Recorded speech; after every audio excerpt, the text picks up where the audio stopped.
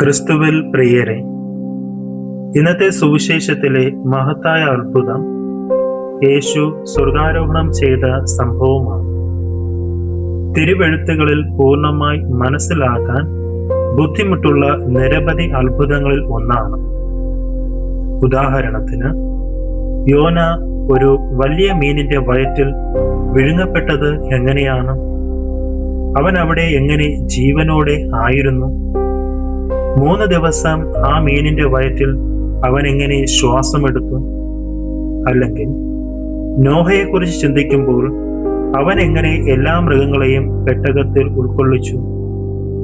മൃഗങ്ങൾ തമ്മിൽ കൊന്നൊടുക്കാതെയും ചവിട്ടി മെതിക്കാതെയും എങ്ങനെ കാത്തു സൂക്ഷിച്ചു? അവയ്ക്കെല്ലാം എങ്ങനെ ഭക്ഷണം കൊടുത്തു? ഇന്ന് നാം നമ്മുടെ കർത്താവിന്റെ സ്വർഗാരോഹണ മഹോത്സവം ആചരിക്കുന്നു. ഇത് നമുക്ക് പൂർണ്ണമായി മനസ്സിലാക്കാൻ ബുദ്ധിമുട്ടുള്ള ഒരു സംഭവമാണ്. യേശു സ്വർഗത്തിലേക്ക് ഉയർത്തപ്പെട്ടു എന്നതിൻ്റെ അർത്ഥം എന്താണ്? അതെങ്ങനെ സംഭവിച്ചു? സ്വർഗം ശരിക്കും മുകളിലാണോ? നമുക്ക് ദൂരദർശിനി ഉണ്ടായിരുന്നുവെങ്കിൽ ആകാശത്തിലേക്ക് നോക്കി സ്വർഗത്തെ കാണാനാകുമോ? എന്നെ സംബന്ധിച്ചിടത്തോളം ഇത് തിരുവെഴുത്തിലെ മറ്റു പല സംഭവങ്ങളെയും പോലെ ഞാൻ വിശ്വാസത്തോടെ സ്വീകരിക്കുന്ന ഒരു സംഭവമാണ്. കാരണം അതെനിക്ക് പൂർണ്ണമായി ബോധ്യപ്പെടുന്നതല്ല, മറിച്ച് അത് ദൈവത്തിൻ്റെ വചനമാണെന്നതിനാലും ഞാൻ ദൈവവചനത്തിലും വിശ്വസിക്കുന്നതിലുമാണ്. അതിനെ സ്വീകരിക്കാൻ ഞാൻ അതിനെ പൂർണ്ണമായി മനസ്സിലാക്കേണ്ട കാര്യമില്ല. ചിന്തിച്ചു നോക്കൂ, നമ്മുടെ ലോകത്തിൻ്റെയും സൃഷ്ടിയുടെയും പല കാര്യങ്ങളും മനസ്സിലാക്കാൻ വളരെ ബുദ്ധിമുട്ടുള്ളവയാണ്. ഉദാഹരണത്തിന്, നാം ജീവിക്കുന്ന ഗാലക്സിയിൽ 100 മില്യൺ മുതൽ 400 മില്യൺ വരെ നക്ഷത്രങ്ങൾ ഉണ്ടെന്ന് ശാസ്ത്രജ്ഞർ പറയുന്നു. നമ്മുടെ സൂര്യനും അവയിൽ ഒന്നാണ്. അത്രയും നക്ഷത്രങ്ങൾ, അതുപോലെ ദൃശ്യപ്രപഞ്ചത്തിൽ കുറഞ്ഞത് 200 മില്യൺ ഗാലക്സികൾ ഉണ്ടെന്നും പറയുന്നു. ലോകത്തിലെ എല്ലാ കടൽത്തീരങ്ങളിലുമുള്ള മണൽത്തരികളേക്കാൾ കൂടുതലാണ് പ്രപഞ്ചത്തിലെ നക്ഷത്രങ്ങളുടെ എണ്ണമെന്നും പറയുന്നു. അത് മനസ്സിലാക്കാൻ വളരെ ബുദ്ധിമുട്ടാണ്. അതിലും അത്ഭുതകരമായത്, കയ്യിൽ കുറച്ച് വെള്ളമെടുത്തു നോക്കൂ. ആ വെള്ളത്തിലുള്ള അണുക്കളുടെ എണ്ണം ദൃശ്യപ്രപഞ്ചത്തിലെ എല്ലാ നക്ഷത്രങ്ങളുടെയും ലോകത്തിലെ എല്ലാ മണൽത്തരികളുടെയും സംഖ്യ ചേർത്തതിലും കൂടുതലായിരിക്കും. അതും മനസ്സിലാക്കാൻ വളരെ പ്രയാസമാണ്. എന്നാൽ പ്രധാന കാര്യം ഇതാണ്: ആ കണക്കുകൾ നാം വിശ്വസിക്കുന്നു. ആ കണക്കുകൾ നൽകിയ ശാസ്ത്രജ്ഞരെ നാം വിശ്വസിക്കുന്നു. അവരാരാണെന്ന് നമുക്ക് അറിഞ്ഞുകൂടാതിരുന്നാലും ചില അറിയപ്പെടാത്ത ശാസ്ത്രജ്ഞരെ നാം ഇങ്ങനെ വിശ്വസിക്കുന്നുവെങ്കിൽ ദൈവവചനത്തെ അതിലും അധികം വിശ്വസിക്കാതിരിക്കാൻ എന്താണ് കാരണം? തിരുവെഴുത്തിൽ അനേകം സംഭവങ്ങളുണ്ട്. അവയെല്ലാം നമുക്ക് പൂർണ്ണമായി മനസ്സിലാകുന്നില്ല. എന്നാൽ നാം അവ വിശ്വസിക്കുന്നു, വിശ്വാസത്തോടെ സ്വീകരിക്കുകയും ചെയ്യുന്നു. യേശു ഉയർത്തെഴുന്നേറ്റതിന് ശേഷം 40-ാം ദിവസം സംഭവിച്ച സ്വർഗാരോഹണത്തിലേക്ക് നമുക്ക് മടങ്ങാം. അത് പൂർണ്ണമായി മനസ്സിലാകുന്നില്ലെങ്കിലും നാം വിശ്വസിക്കുന്നു. അതിനാൽ അത് എങ്ങനെ സംഭവിച്ചു എന്നതിലല്ല, അതിൻ്റെ അർത്ഥം എന്താണ് എന്നതിലാണ് നാം ശ്രദ്ധ കേന്ദ്രീകരിക്കേണ്ടത്. ഈ അത്ഭുതം നമ്മെ എന്താണ് പഠിപ്പിക്കുന്നത്? യേശു സ്വർഗാരോഹണം ചെയ്തു എന്നതിൻ്റെ അർത്ഥം എന്താണ്? എന്നെ സംബന്ധിച്ചിടത്തോളം അത് 3 വാക്കുകളിൽ ചുരുക്കാം: ശക്തി, വാഗ്ദാനം, സാന്നിധ്യം. ആദ്യം സ്വർഗാരോഹണം ക്രിസ്തുവിന്റെ ശക്തിയെക്കുറിച്ച് പറയുന്നു. വിശുദ്ധ പൗലോസ് പറയുന്നത് പോലെ, ദൈവം ഈ ശക്തി ക്രിസ്തുവിൽ പ്രവർത്തിച്ചു. അവനെ മരിച്ചവരിൽ നിന്ന് ഉയർത്തെഴുന്നേൽപ്പിക്കുകയും സ്വർഗീയ സ്ഥാനങ്ങളിൽ തന്റെ വലതുഭാഗത്ത് ഇരുത്തുകയും ചെയ്തു. എല്ലാ ആധിപത്യത്തെയും അധികാരത്തെയും, അങ്ങനെ ഈ യുഗത്തിലും വരാനിരിക്കുന്ന യുഗത്തിലും എല്ലാ ആധിപത്യങ്ങൾക്കും അധികാരങ്ങൾക്കും ശക്തികൾക്കും അറിയപ്പെടുന്ന എല്ലാ നാമങ്ങൾക്കും ഉപരിയായി അവനെ ഉപവിഷ്ടനാക്കി. ഇതിന്റെ അർത്ഥം എന്താണ്?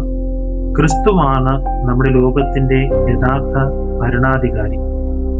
കാരണം അവൻ സ്വർഗാരോഹണം ചെയ്തത് ദൈവത്തിന്റെ സിംഹാസനത്തിന്റെ വലതുഭാഗത്ത് ഇരിക്കാനാണ്. ഇത് സന്തോഷ വാർത്തയാണ്. പ്രപഞ്ചത്തെക്കുറിച്ച് മനുഷ്യരിൽ ഏറ്റവും കൂടുതലായി നമ്മെ പഠിപ്പിച്ചവരിൽ ഒരാളായ ആൽബർട്ട് ഐൻസ്റ്റീൻ ഒരിക്കൽ പറഞ്ഞിരുന്നു, ജീവിതത്തിലെ ഏറ്റവും പ്രധാനപ്പെട്ട ചോദ്യം ഈ പ്രപഞ്ചം സൗഹൃദപരമാണ്. സ്വർഗാരോഹണത്തിൽ നിന്നും നമുക്ക് ലഭിക്കുന്ന വലിയൊരു അനുഗ്രഹം ഇതാണ്. നമ്മുടെ കർത്താവ് ദൈവത്തിന്റെ വലതുഭാഗത്ത് ഇരിക്കുന്നു എന്ന് നാം വിശ്വസിക്കുമ്പോൾ നമുക്ക് ഈ ചോദ്യത്തിന് ഉറച്ച അതെ എന്ന് മറുപടി നൽകാൻ സാധിക്കും. ഈ പ്രപഞ്ചം സൗഹൃദപരമാണ്.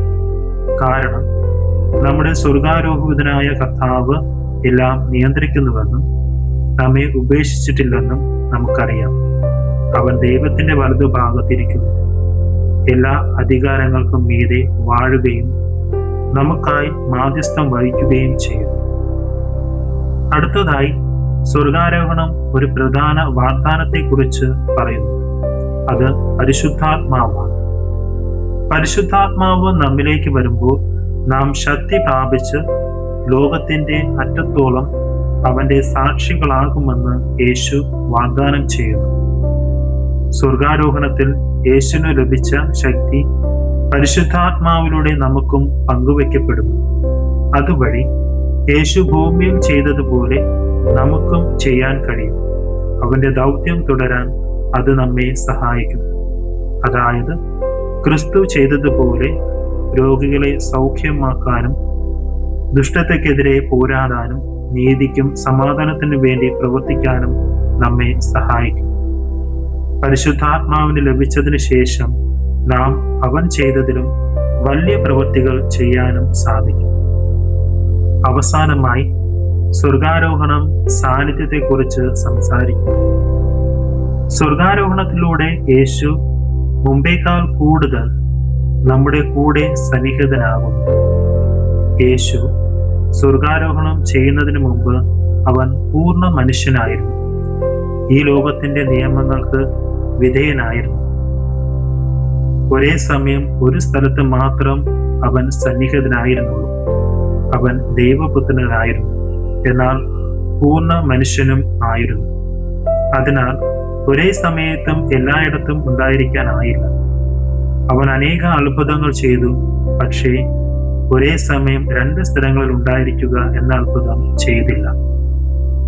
എന്നാൽ സ്വർഗാരോഹണത്തിന് ശേഷം പരിശുദ്ധാത്മാവിലൂടെ അവൻ ഒരു പുതിയ രീതിയിൽ സന്നിഹിതനാകുന്നു, എല്ലായിടത്തും എല്ലാ സമയത്തും. സ്വർഗാരോഹണത്തെക്കുറിച്ച് പ്രസംഗിക്കുമ്പോൾ മാർട്ടിൻ ലൂതർ കിങ് പറഞ്ഞ വാക്കുകൾ ഇപ്രകാരമാണ്: അവൻ സ്വർഗത്തിലേക്ക് ഉയർന്നു, അവിടെ കൈകെട്ടിയിരിക്കുന്നു എന്ന് പ്രസംഗിച്ചാൽ അതുകൊണ്ട് എന്ത് പ്രയോജനം?